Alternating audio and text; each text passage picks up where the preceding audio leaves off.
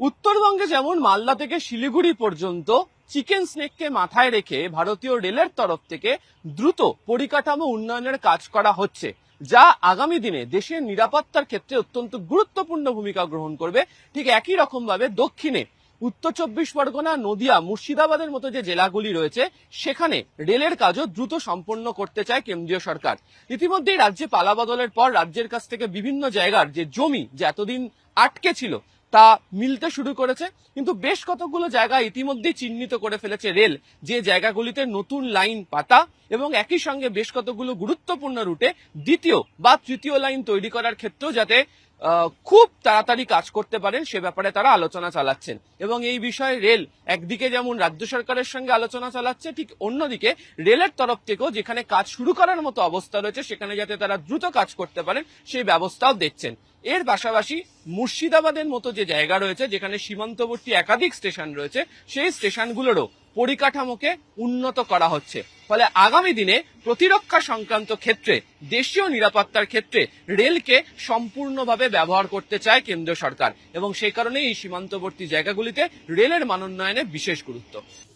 Border area का specific भी कह सकते हैं और ये भी कह सकते हैं कि जहाँ पैसेंजर्स की डिमांड है, अभी हम ज्यादा ट्रेनें नहीं चला पा रहे हैं, स्पेशली जैसे हसनाबाद सेक्शन है, 12/7 से हसनाबाद, चंपापुकुर तक डबल लाइन है, उसके बाद हमारे पास सिंगल लाइन है, तो सेक्शन कैपेसिटी काफी रिड्यूस हो जाती है। तो इसको देखते हुए रेल मंत्रालय ने कुछ समय पूर्व ही चंपापुकुर से हसनाबाद के डबलिंग के लिए फाइनल लोकेशन सर्वे का वर्क सैंक्शन किया था।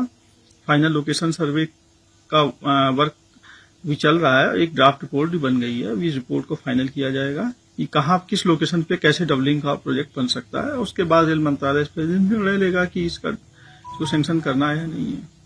और ये जो मुर्शिदाबाद की तरफ, ये बोनगांव की तरफ स्टेशन में कुछ ज्यादा सिक्योरिटी मेजर भी आप लोगों की तरफ से लेते? हाँ, सिक्योरिटी मेजर्स तो जैसे जैसे हमारे पास इनपुट आते रहते हैं हम लोग बराबर लेते रहते हैं। हमारा आरपीएफ भी सक्रिय है और जीआरपी के साथ कोऑर्डिनेशन से हम लोग और भी जो इंटेलिजेंस एजेंसीज हैं उनके साथ मिलकर के जैसी आवश्यकता होती है वैसे हम लोग। ये सेक्शन में बोनगा, बशीरहाट, मुर्शिदाबाद की तरफ जो सेक्शन है वहाँ पर क्या लैंड का प्रॉब्लम अभी सॉल्व हो गया?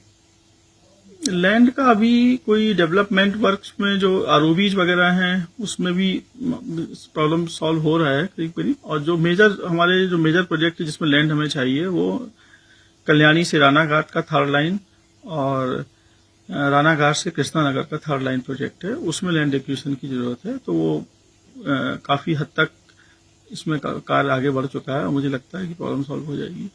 ক্যামেরা সুব্রত জানার সাথে আবির ঘোষাল, নিউজ 18 বাংলা।